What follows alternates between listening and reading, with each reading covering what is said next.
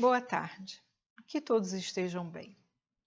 Hoje nós vamos falar do livro Evangelho segundo o Espiritismo, sobre o capítulo 17, Sede Perfeitos, no item 11, Cuidar do Corpo e do Espírito. E eu vou ler uma parte enviada pelo Espírito Protetor Georges, em Paris, 1863. E ele fala: a perfeição moral consiste na maceração do corpo. Para resolver esta questão, eu me apoio sobre os princípios elementares e começo por demonstrar a necessidade de cuidar do corpo, que, segundo as alternativas de saúde e de doença, influi de maneira muito importante sobre a alma, que é preciso considerar como cativa da carne. Para que essa prisioneira viva, se divirta e se conceba mesmo as ilusões da liberdade, o corpo deve estar sadio, disposto, enérgico. Examinemos a comparação. Ele-os pôs, ambos, corpo e espírito, em perfeito estado. O que devem fazer para manter o equilíbrio entre as suas aptidões e as suas necessidades tão diferentes? Aqui, dois sistemas são presentes: o dos ascéticos, que querem abater o corpo, e o dos materialistas, que querem abater a alma. Duas violências que são quase tão insensatas uma quanto a outra. Ao lado desses grandes partidos, formigam numerosas tribos de indiferentes, que sem convicção e sem paixão gostam com frouxidão e gozam com economia. Onde, pois, está a sabedoria? Onde, pois, está a ciência de viver? Em nenhuma parte. E esse grande problema teria ficado inteiramente por resolver se o Espiritismo não viesse em ajuda dos pesquisadores, em lhes demonstrando as relações que existem entre o corpo e a alma, e em dizendo que, uma vez que são necessários um ao outro, é preciso cuidar de ambos.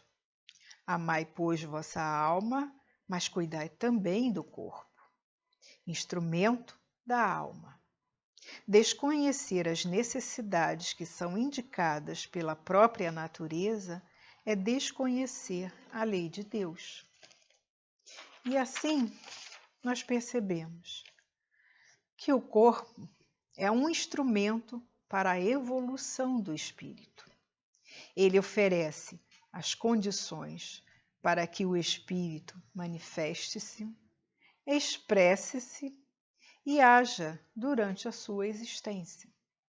E enquanto a sua existência durar, ambos, espírito e corpo, devem viver em equilíbrio, ajudar-se mutuamente, sem conflitos.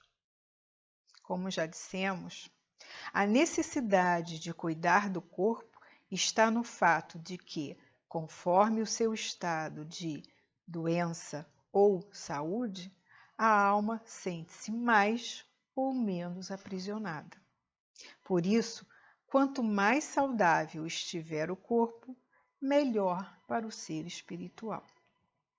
Assim, devemos preservar o nosso corpo, como aquele trabalhador responsável e consciente que protege um instrumento do serviço que a vida lhe confiou.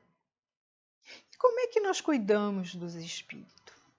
Como é que nós tomamos cuidado com ele? Nós podemos, através dos bons pensamentos, das boas ações, do nosso comportamento, da nossa boa conduta moral, da nossa maneira de levar aquilo que nós aprendemos e principalmente através da prece.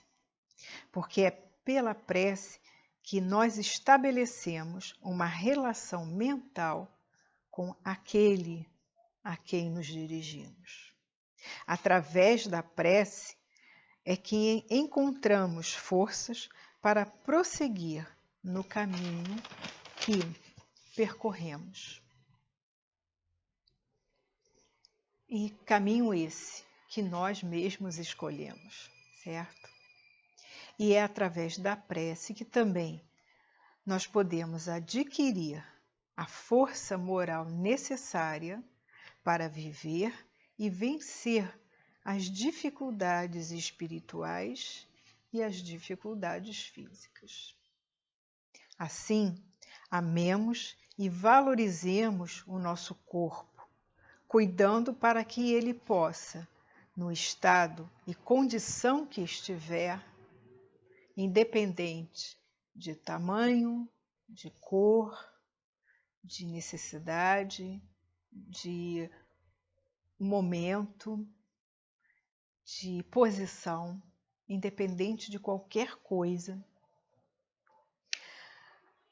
ser um bom instrumento para a evolução do espírito imortal que cada um de nós o é. Então, ele nos convida sempre a reflexões, a estarmos sempre atentos quando nos diz: orai e vigiai. Porque não depende só do nosso corpo, não depende só do nosso espírito, o nosso progresso. Devemos conciliar tanto um quanto o outro, fazer com que eles caminhem juntos e não em caminhos opostos. Obrigado pela atenção, que tudo fique bem com todos, muito boa tarde e até!